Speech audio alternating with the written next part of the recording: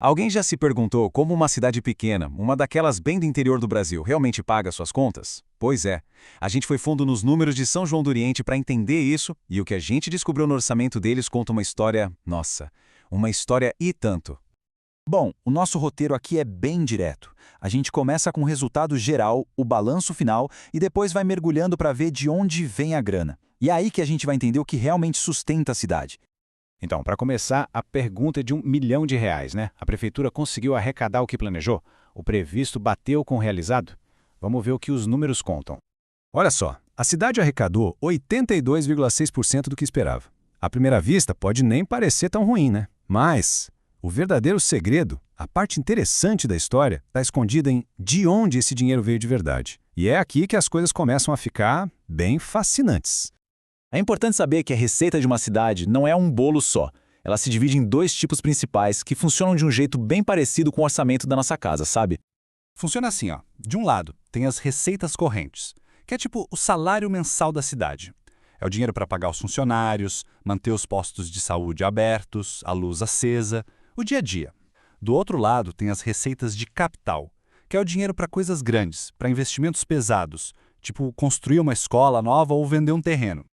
E aqui a gente já vê uma diferença enorme. A cidade foi muito bem em garantir o seu salário, o dinheiro para manter a máquina girando, mas na hora de levantar a grana para os grandes projetos, aqueles que realmente mudam o futuro, a dificuldade foi bem maior. Agora vamos mergulhar na maior fatia desse bolo, as receitas correntes, para entender o que de fato paga as contas no fim do mês em São João do Oriente. E aqui, aqui está o ponto central de tudo. É impressionante.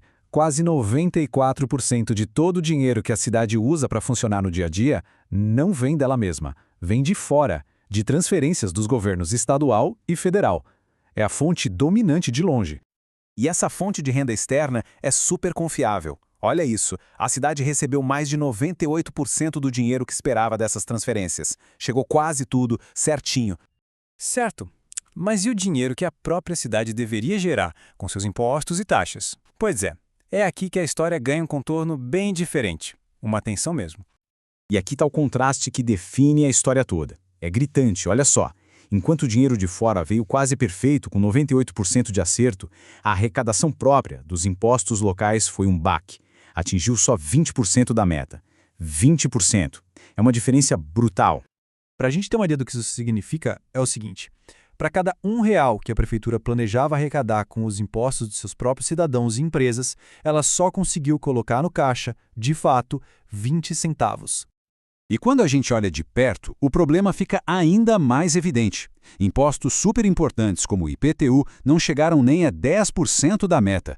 E pior, em algumas categorias como a contribuição de melhoria ou a cobrança de impostos antigos, a arrecadação foi zero, nada. Essa diferença gigantesca, claro, faz a gente se perguntar. Mas por quê? Por que é tão difícil para uma cidade como essa conseguir gerar sua própria receita? Mas olha, nem tudo nesse orçamento é uma história de fracasso, não. Se a gente cavar um pouco mais fundo, encontramos umas surpresas bem interessantes, tanto para o bem quanto para o mal. Vamos começar com uma vitória inesperada. A receita com os serviços gerais. Ela não só bateu a meta, como superou e muito. Arrecadou 140% do que era previsto. Um baita resultado. Agora, o outro lado da moeda. Lembra daquela dívida de impostos atrasados? A tal da dívida ativa? Pois é, a cidade não conseguiu recuperar um centavo sequer desse dinheiro. Zero. Mas teve mais notícia boa sim. E veio de novo de fora. Nas transferências do Estado especificamente para programas de saúde. E não foi pouca coisa, não. A verba para a saúde foi de quase 300% do esperado. Imagina o tamanho do alívio e do reforço que isso deu para o orçamento da saúde local. Foi uma ajuda e tanto. Em compensação, teve uma categoria inteira de receita prevista que simplesmente não aconteceu.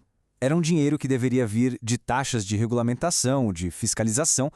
A arrecadação com as chamadas taxas pelo exercício do poder de polícia foi zero. E isso abriu um buraco de mais de R$ 318 mil no orçamento que estava previsto. Ok, depois de ver todos esses altos e baixos, o que essa radiografia financeira nos diz sobre a cidade, no fim das contas? A história financeira de São João do Oriente é, acima de tudo, uma história de dependência. A saúde operacional da cidade depende quase que totalmente de uma ajuda que vem de fora. E essa dependência, claro, traz riscos e deixa a cidade vulnerável a decisões tomadas bem longe dali. E no final, a gente fica com uma pergunta no ar, né? Quando o dinheiro que faz tudo girar vem de fora, qual o poder que uma cidade realmente tem para decidir e construir o seu próprio futuro? Fica aí a reflexão.